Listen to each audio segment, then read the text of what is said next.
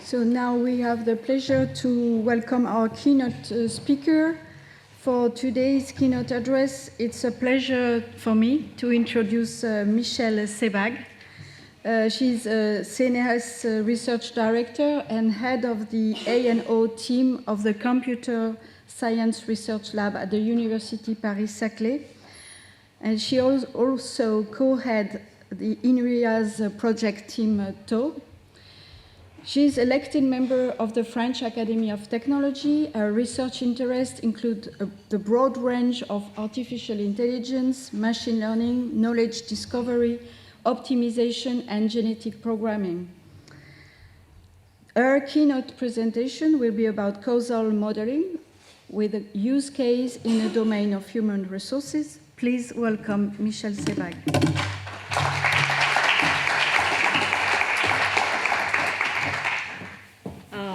Thank you. Please pardon me if I omit the protocolary address to say how pleased I am to be here and say hello to friends and colleagues and the heads of our beloved institutions and Professor Reif. I will tell you about something which is related to both ethics and efficiency of AI, because the two can be, work together. You know, you remember this famous saying by Vladimir Vapnik, there is nothing practical like a good theory.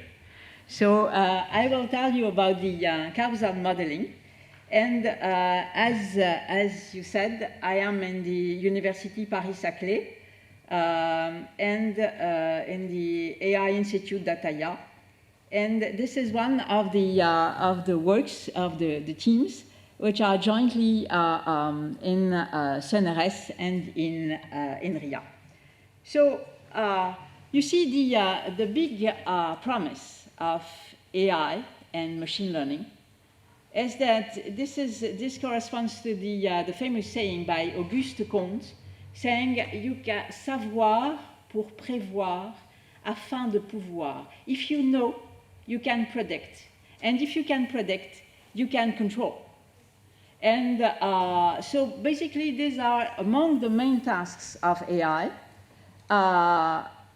Try to predict, try to decide, and the last one, and the most dangerous one, is try to intervene on the real world, right? And you can see from this, paintings, that it's not necessary that you understand perfectly the things in order to predict. If you see umbrellas, then it rains. Okay, sure. And then the question is, what this knowledge can give you in order to accomplish the other tasks, that is, decide and intervene. So this was said already, right? We have the fact that in the midst of the major successes of AI, we're starting to see that not everything is crystal clear, not everything is shining. We're starting to see that perhaps it was not so easy after all. You can see that deep learning is all over the press and the media and the hype and everything, right? And in the middle of this, then we have issues with accuracy and generality. And this is actually one of the major pitfalls, typically for SMEs, right? And for all the industries which don't have the, AI at their core. We have issues with trust because the biases, like everything human, they are in the data. And if they are in the data, then it means that they can be carved into stone in the models that we learn from the data, okay?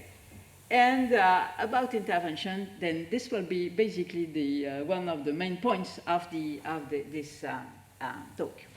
So what we want, naturally, is an AI with common decency, right? Something that would be fair, that would be accountable, able to explain what are the models, that would be transparent, that would be able to explain the decisions, and in a consistent way, not given one explanation in this case and another one and robust. And you can see that all what has been said about the great AI is true, but there is also a dark side of AI, right?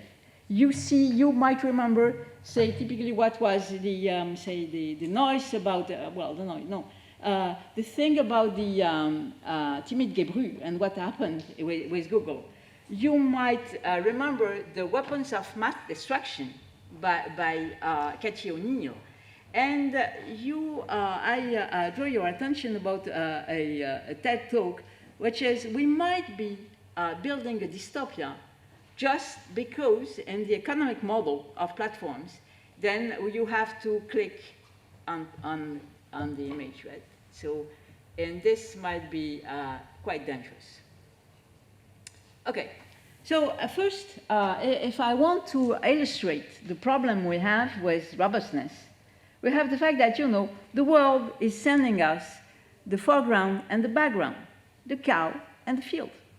Okay, very obvious. But then the problem is that just imagine for 1 second that you are the algorithm. Do you think that you can make the distinction between the cow and the field? No. So it means that the simplest model is that to predict if it's green, it's a cow. Okay, and then what happens is that when you have a cow on the beach, then you are lost.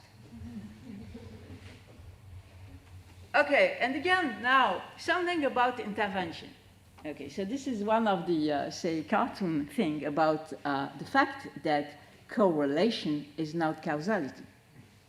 You have a very wonderful correlation between the number of Nobel Prizes in the country, okay, and the chocolate consumption per person, per capita, right, in the country, right. So that's nice. Okay, and I assume that as every country, you want to increase the number of Nobel Prizes in your country, right? So it could be a very good idea to ask people to eat more chocolate. And then, of course, chocolate is okay, but it might not work.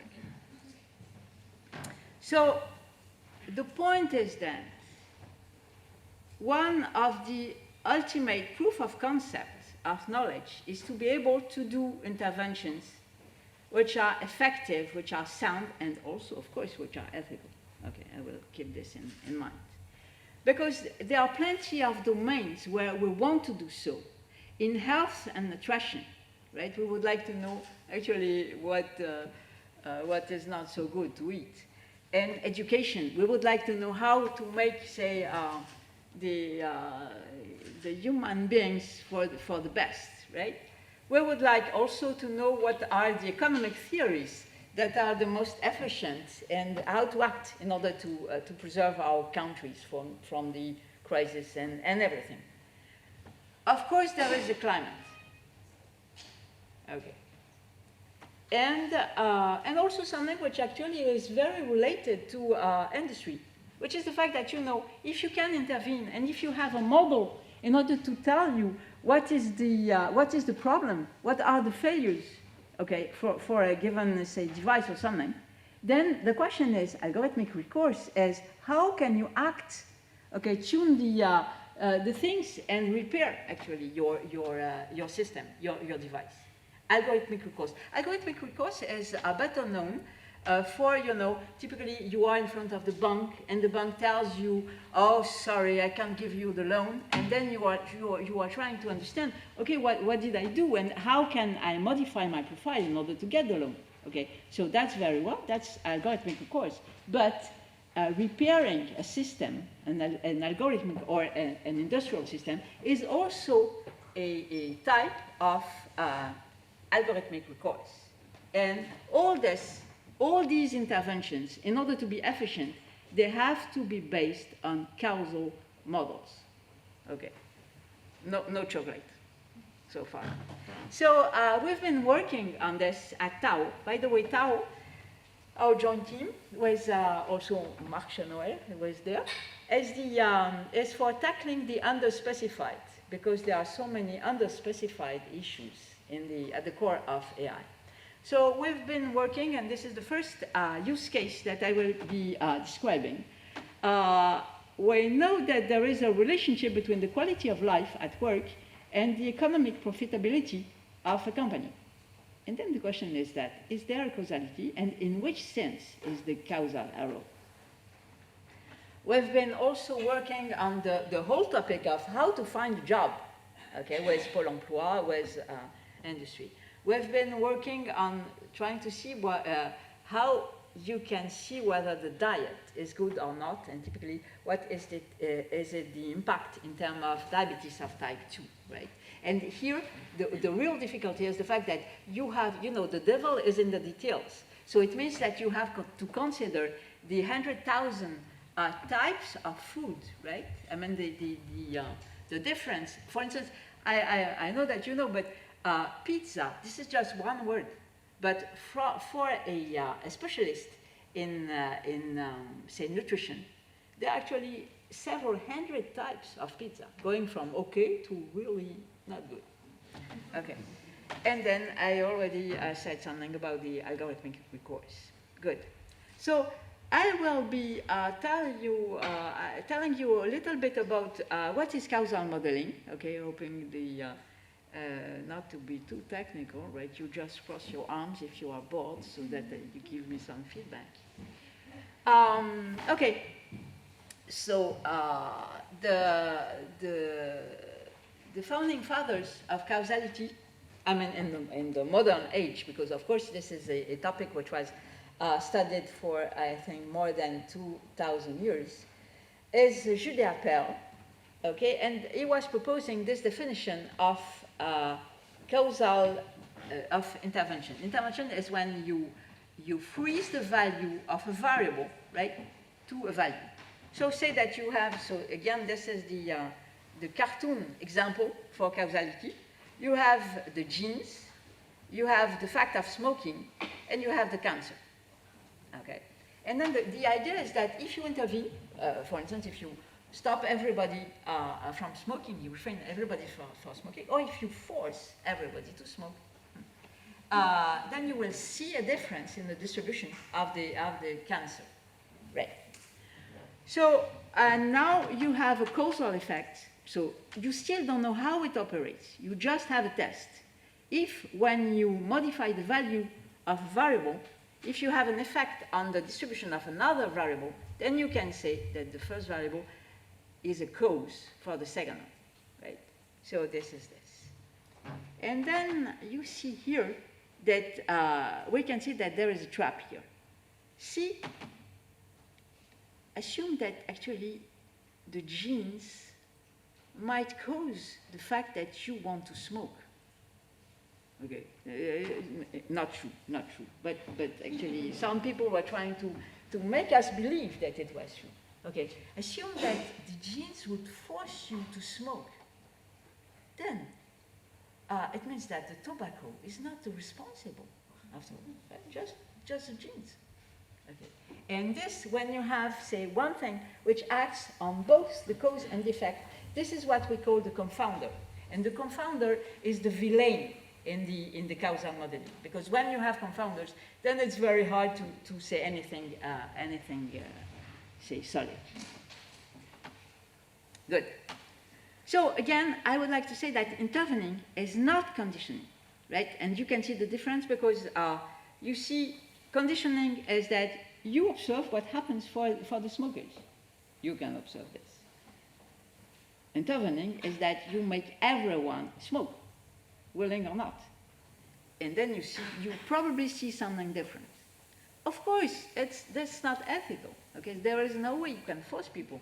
So that's one of the major limitations of the causal studies. Because the royal road is exactly when you can intervene. Someone was speaking about Esther Duflo a few minutes ago, right? And this is exactly what she's doing in economy and in the study of poverty. What if you intervene? Okay. And then randomized controlled trials. This is the royal road for establishing a causal model. Okay.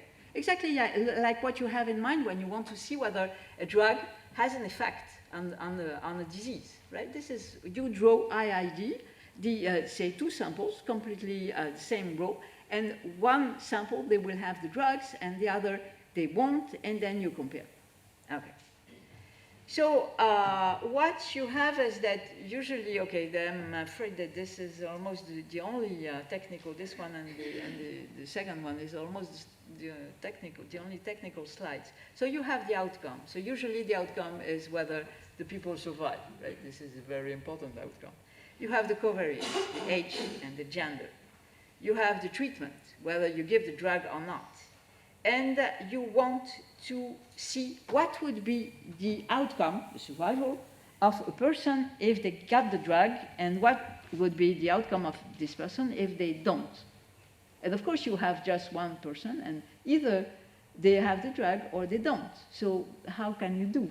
Well, the idea is that you can manage, you can estimate this based on sufficient assumptions, right? And the sufficient assumptions is that typically you take your expectation of a covariance, and there is no hidden confounder, no common cause on what you are trying to see. And there is an overlap assumption. Okay, the fact that there is not the fact that you would give, say, the drugs only to brown people and the no drug to the other, because otherwise you can't say a thing. And then a dozen of assumptions later on, then you are happy because you can say, we can estimate what is the average treatment effect. And this is the root, this is the basis for all what we are doing in the, typically in drug, assessment. Now, see what happens when you do the things a bit improperly. So here, this is known as the Simpson paradox, okay? And then you have, this is a disease of the liver, right? And the disease can be acute or not. And you can say that they have small stones in the kidney, something here or there, okay? And then you have a small stones or large stones. And you see, if you look at the table, okay, you see that after all, treatment B looks much better, okay? The number of cured cases is much higher, so can you recommend the treatment B? Of course, you can guess that the trap is that now you see for small stones, surprisingly, the treatment A is dominating the treatment B, right? And for large stones, this is the same. So when you decompose the population, right, you find that the treatment A is, after all, the best one. So how does it come? Well, this is exactly the illustration about the fact that if you just neglect the IID assumption, then you fail. Okay? Here, you can see that the explanation is that when the physician knows that the treatment A is much better, so they will give treatment A to the more acute cases. Okay? And this distortion explains the fact that you have something on the last row, which is quite different from what you have if you consider very precisely what happens in the other row. Good. So, okay, so randomized controlled trial is the one thing, but we can't. We can't because this is just unethical, okay? Please light a cigarette, okay? Or it might be just too costly, okay? You see that when you want to study the, the homo economicus and the rationality of people, then typically there is quite a difference in the behavior depending on whether what is at stake is something like, I don't know, say $1,000 or $1 million, right? So the experiments might be just too expensive. And sometimes it's just infeasible because you see the experiments about the climate. Unfortunately, we don't have a second planet. So you can think of causal modeling as something which is very similar to machine learning. Okay. You start with the same, that is you need to have data. Okay, what I forgot to say is that because we count with randomized control trials, we'll do causal modeling with data. Okay, so we need data. Okay. And we hope, as same as for machine learning, we hope that the data are of good quality, that they are representative, and everything. We need to have enough data, and even more than for machine learning, where already we needed a lot of data. And we need to find what is the learning criterion. Okay. So what we want to find is something which is a bit different from what you have in the normal, let's say, deep learning, deep network or something. What you want to find is something like this, right? You would like to know how this guy, say this guy, x5, okay, is the effect of these guys, x3 and x4, okay? And you can see those dash bubbles here. Those dash bubbles, this is noise, because in the best of cases, we know that we don't know everything. So we model what we know that we don't know, this is the known unknowns, with noise. Okay, there is a random noise somewhere here, and then that will be, say, the way to model the x4 and everything. So what you have here, this is a causal graph, a causal model. And then the vocabulary, you have the fact that the set of parents of a variable, this is the set of cause, and then you have the F, okay, this is the causal mechanism.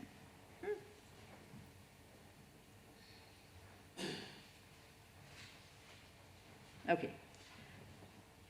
And then once you have this, then you know the joint distribution of the data, okay? And that's very well, because if you have this, then you can mimic all of your interventions, right?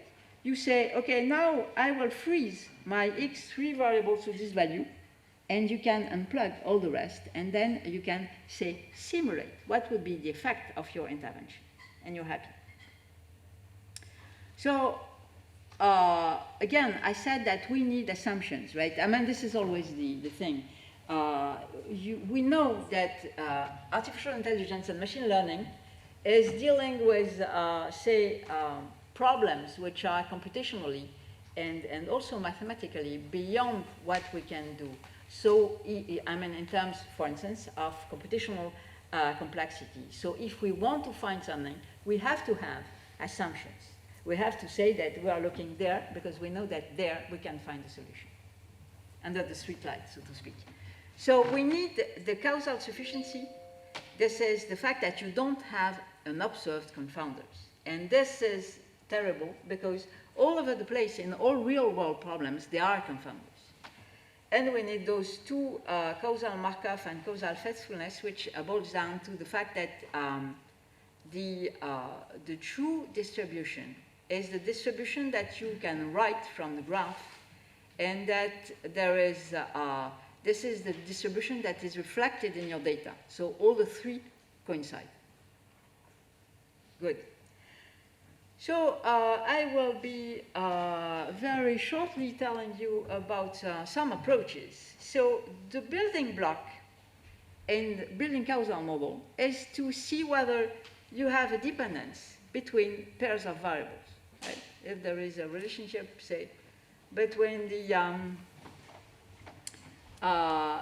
altitude of a city and the average temperature of the city, okay, there is a dependency, right?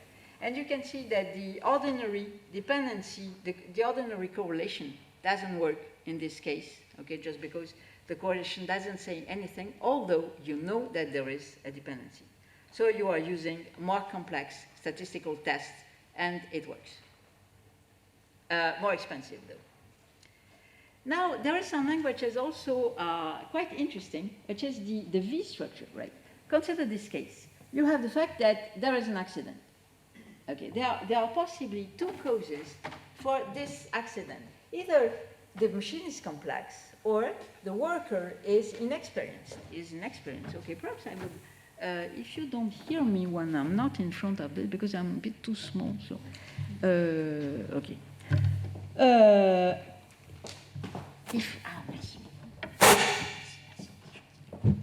Okay, so, so you know, here you have the fact that there are two causes for the accident.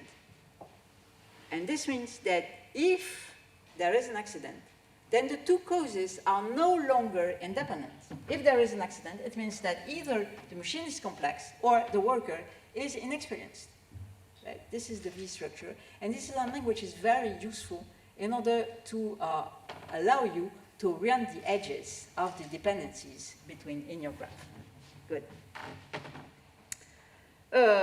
So once you are done with your, say, testing every pairs and every triplets, when you want to see whether A and B are dependent conditionally to C, you can see that here we are already cubic in the number of variables, so that's bad.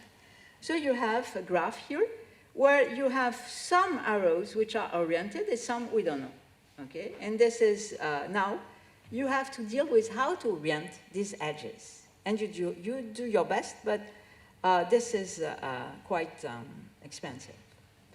You can consider this as a combinatorial optimization problem, and you can say that this will not scale up beyond a few thousand variables.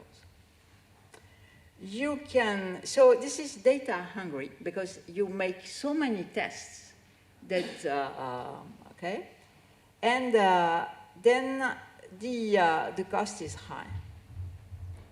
And you have the fact that in some cases, you see this, for instance, this is a very simple case. You have the Y, which is the outcome, which depends on X1, and you have X2, which depends on Y. And what is bad is that in this case, right, when you want to learn Y, you will have a model which depends on both the cause, X1, and the effect, X2. And that's also one of the pitfalls of causal modeling, which is often the case that it's much more efficient to infer the effect from the, you can infer the cause from the effects more easily than the effects from the cause. That's too bad. So you can do it with linear algebra, and you can do this. So basically, you see, the main story is that you make assumptions, and then under these assumptions, then you have, say, results which show you what is the truth. Okay. For instance, if you know that you have something which is the fact that the effect depends on X plus noise, and this noise is uniform, then you can recover what is the cause and what is the effect. Okay, and there are limitations and so on.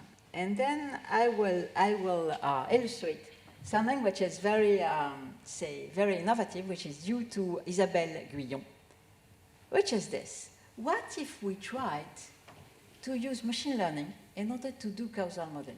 So you see here, you have, say, a pair of variables, yes, AI and BI, and you have possibly three cases. Either AI causes BI, or BI causes AI, or the two are independent. Okay. So now you have something which is the distribution of AI and BI, and you see the distribution of AI and BI, this is just, say, one sample is just 1 point, which means that you can represent the distribution just like a vignette here, like a small image, okay? And now the point is that you can attach to each image, you can attach the label AI causes BI, okay, one sense or the other sense or independent. And now you are back to the basis of machine learning, that is, you can handle this kind of thing exactly like you would handle the ImageNet challenge. You have images, you have labels, and you try to predict. And now the limitation here is that when we are dealing with this, we don't have enough examples. You see, you have plenty of things, for instance. You have plenty of variables. For instance, you have the fact that the age causes the salary more than the salary causes the age, right? And so on and so forth. But you don't have that many number of pairs. So that's one limitation for this. Okay. So to summarize, we have the fact that this is the general picture, And we have the, you see there are two directions. Either you are trying to find a general model that is something which is a bit more complex than linear, or you are dealing with lots of variables, okay, but not the same at the same time, right? So you can see that there are plenty of, say, linear approaches which can go up to a few thousand variables. There are a few approaches which can go with 2 variables, but basically there is nothing here, and this is what we are trying to do, and this is what I will trying to describe. So I will try to describe now a real say approach for doing causal modeling, and then how much time do I have? About 15 minutes. Great, thanks. Good. So, okay, so this is a wish list, right? What we would like to have is that we would like to have a generative model that would not need the structure of the graph in order to start. That is, you can start the things without any prior knowledge. You would like to have you would like to avoid the combinatorial search for the structure of the graph, because this is a nightmare. This was also in graphical models. This is the exponential problem to be. And you would like to have something which is computationally affordable. So this is what we propose. Say that you try to predict x1 from all other variables but x1. Okay. So you would learn an approximation of x1. Okay. Same for x2, same for everything. Right? And you add, because you remember that we know that we don't know everything, you add noise, right? Just to cope with the fact that you don't know everything.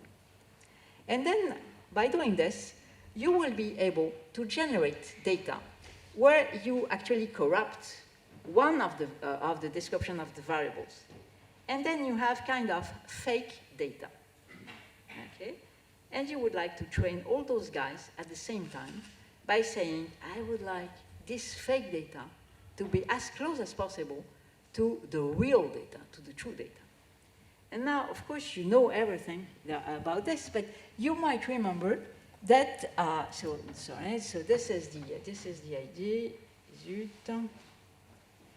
The way we work is by using generative adversarial network.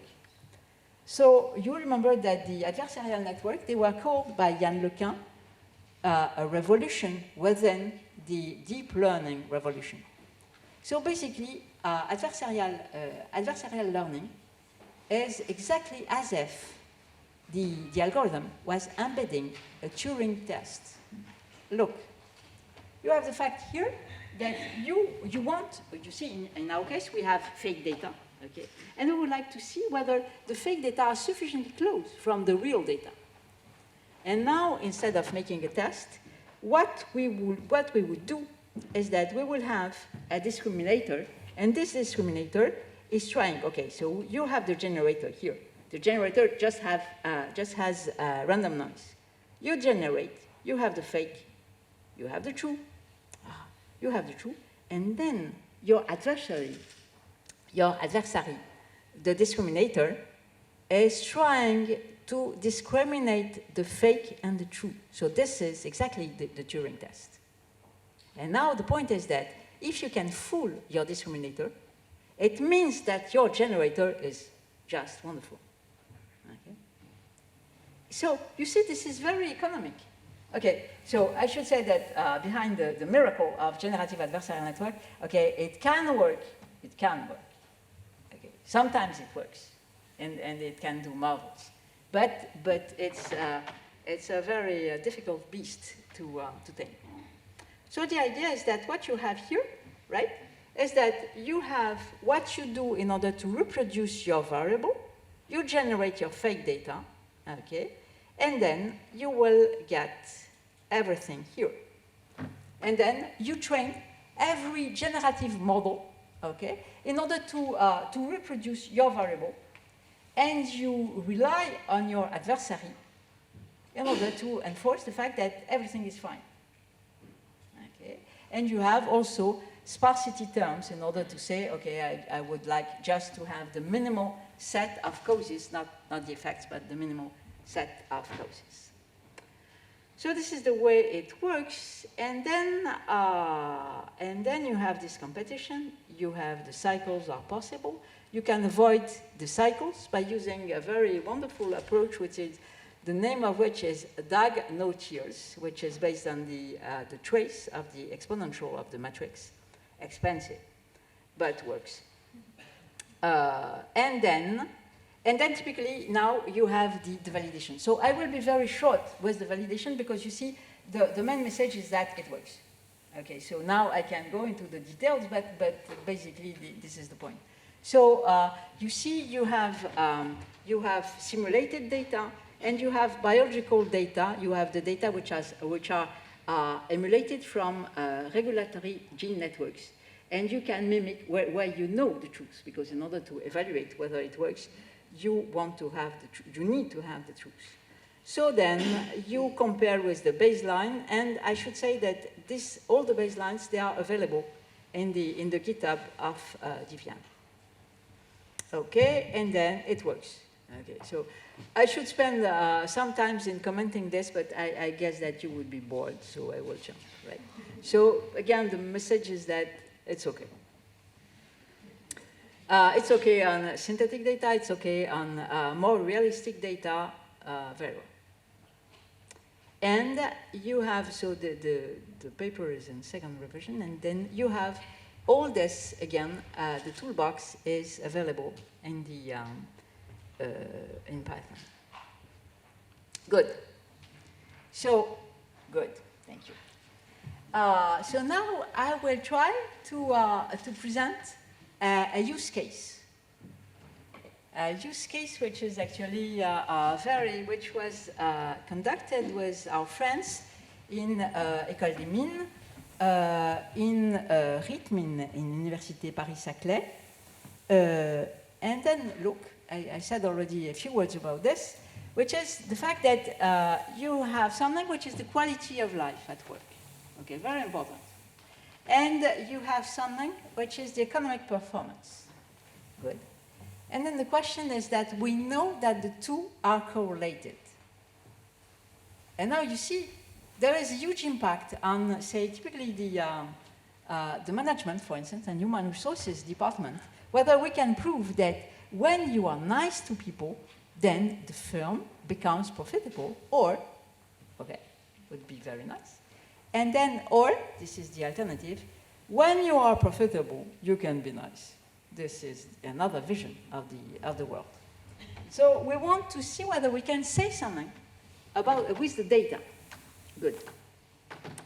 So we have the data, okay, as usual, the most difficult was to get the data, huh?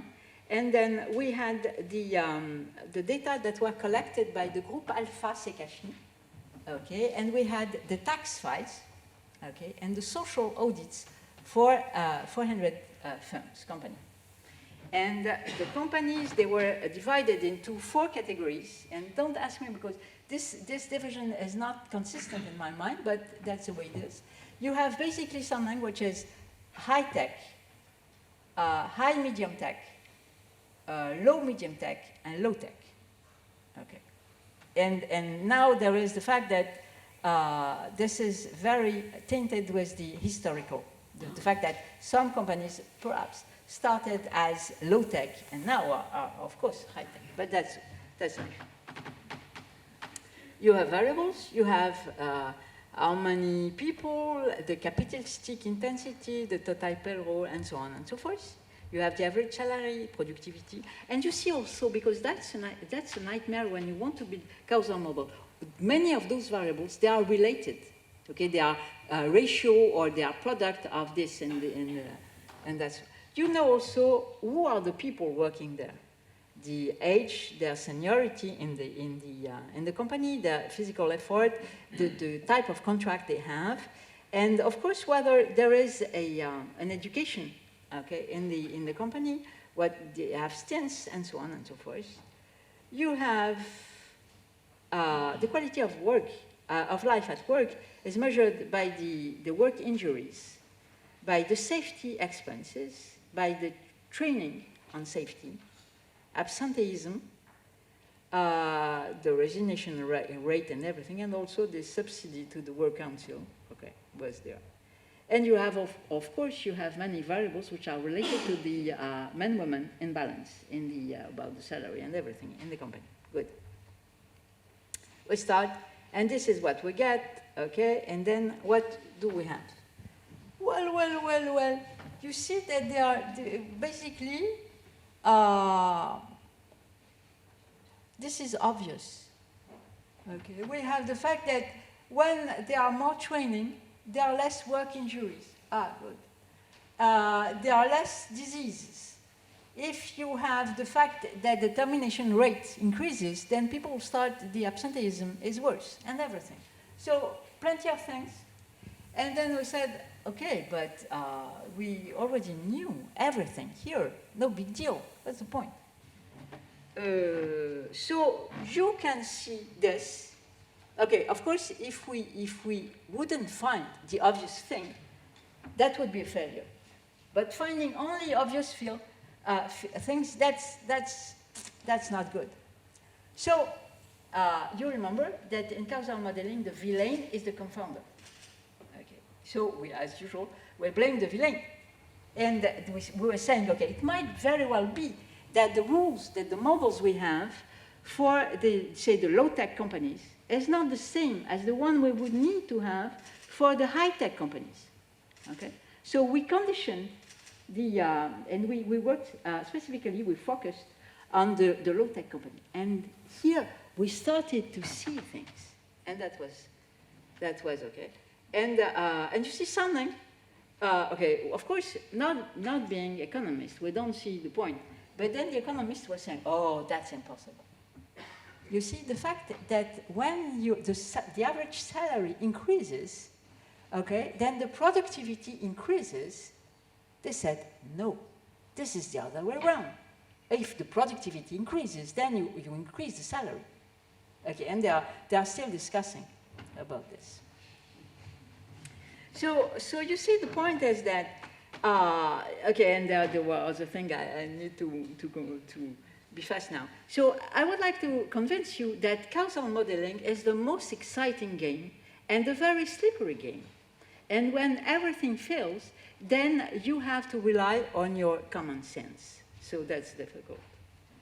And there are plenty of things that you want to do.